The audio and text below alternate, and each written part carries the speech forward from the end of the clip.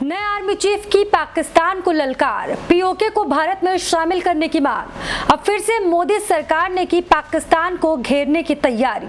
नए army chief की पाकिस्तान को चेतावनी, पाकिस्तान कायदे में रहेगा तो फायदे में रहेगा। कौन है उपेंद्र द्विवेदी जिसे मोदी सरकार ने बनाया नया आर्मी चीफ? क्यों पाकिस्तानियों को लगता है इनसे डर? क्या अब पाकिस्तान को याद आने वाली है नानी? मोदी सरकार का सपना है पीओके को अपना बनाना और इस दिशा में मोदी सरकार ने कदम उठाने शुरू कर दिए हैं। आपको याद होगा मोदी सरकार 2.0 में संसद में अमित शाह ने दहाड़ लगाई थी कि पीओके को लेकर रहेंगे, पीओके हमारा था, हमारा ही रहेगा। शाह की ये बात सुनकर हिल गया था पाकिस्तान। अब मोदी के एक्शन से फिर कांप उठेगा पाकिस्तान। इसी कड़ी में मोदी सरकार ने पीओके को मिलाने के लिए उठा लिया है बड़ा कदम। उसकी बानगी भर है नए आर्मी चीफ का आना। फिर तैयार होगा ब्लूप्रिंट पीओके को कैसे अपने अंदर है मिलाना। और इसी वजह से पीएम मोदी ने उस शख्स को नया आर्मी चीफ नियुक्त किया है जिसे चीन और पाकिस्तान बॉर्डर पर ऑपरेशंस एक्सपीरियंस के लिए जाना जाता है। लेफ्टिनेंट जनरल उपेंद्र द्विवेदी के पास चीन और पाकिस्तान के साथ सीमाओं पर व्यापक परिचालन का अनुभव है। लेफ्टिनेंट जनरल उपेंद्र द्विवेदी 30 जून 2024 से भारतीय सेना की कमान संभालने जा रहे हैं। फिलहाल वो भारतीय सेना में जनरल मनोज पांडे के बाद नंबर 2 पर हैं, यानी कि भारत के उप थल सेना प्रमुख। लेफ्टिनेंट जनरल उपेंद्र द्विवेदी तकरीबन 39 साल से भारतीय सेना का हिस्सा है।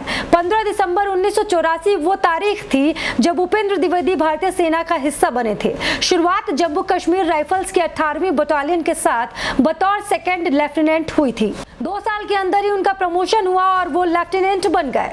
और अब मोदी सरकार ने अपने सपने का भार उनके कंधे पर डाल दिया है और अब अपने सपने का सच करने का जिम्मा उनको सौंप दिया है। और नए आर्मी चीफ का नाम सुनकर ही पाकिस्तान की हालत खराब होने लगी है और पीओके को जल्द ही भारत अपना बनाने वाला है।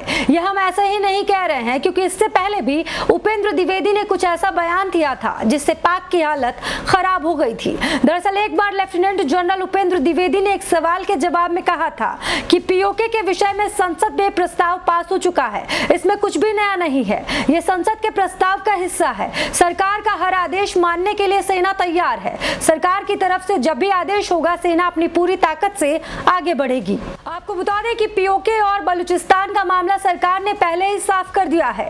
देश की संसद में गृह मंत्री इस पर आधिकारिक बयान दे चुके हैं कि एक दिन पीओके को वापस भारत हासिल कर लेगा और सेना के उत्तरी कमान के कमांडर का बयान भी पहले आ चुका है और इसे हल्के में नहीं लेना चाहिए। ऐसे में उन्हीं को देश की कमान सौंपना, सेना का नया आर्मी चीफ बनाना इस ओर इशारा करता है कि बहुत जल्द भारत पीओके को हासिल करके रहेगा और पाकिस्तान की हालत खस्ता होगी। पीओके को लेकर पीएम मोदी से लेकर रक्षा मंत्री राजनाथ सिंह और अमित शाह तक बयान दे चुके हैं। पीएम मोदी ने एक बार लाल किले की प्राचीर से गिलगिट बाल्टिस्तान बलूचिस्तान पीओके में नागरिक पर होने वाले जुल्म का जिक्र करते हुए कहा था, दूर दराज के लोग जिन्हें मैंने देखा तक नहीं, जिनसे मैं मिला तक नहीं, जब ऐसे लोग भारतीय प्रधानमंत्री का शुक्रिया अदा करते हैं, उनका अभिवादन करते हैं, तो ये देश के 125 करोड़ लोगों का सम्मान होता है। संसद में गृह मंत्री अमित शाह ने भी पीओके का जिक्र करते हुए कहा था, इस देश का विभाजन कांग्रेस पार्टी ने धर्म के आधार पर करवाया था। जम्मू कश्मीर भारत का अभिन्न अंग है। शाह ने कहा था, हमारे एजेंडे में पाकिस्तान अधिकृत कश्मीर यानी कि पीओके भी शामिल है। रक्षा मंत्री राजनाथ सिंह ने पीओके को लेकर बयान दिया। उन्होंने कहा था कि पाकिस्तान के कब्जे वाले कश्मीर पर फैसला भारत और पाकिस्तान के बीच 1971 के युद्ध के दौरान ही ले लिया जाना चाहिए था और ऐसे में नया आर्मी चीफ भी उसे नियुक्त किया गया जिसने पहले पीओके को लेकर पाकिस्तान को ललकार लगाई है और पहले ही कश्मीर और राजस्थान में यूनिट की कमान संभाल चुके हैं। उनके पास न सिर्फ आतंकवाद के खिलाफ लड़ने का अनुभव है, बल्कि उनको उत्तर पूर्वी राज्यों में उग्रवाद से निपटने वाले ऑपरेशंस में महारत भी हासिल है। और तो और आत्मनिर्भर भारत के तौर पर सेना में स्वदेशी हथियारों के शामिल कराने में भी उनकी अहम भूमिका रही है।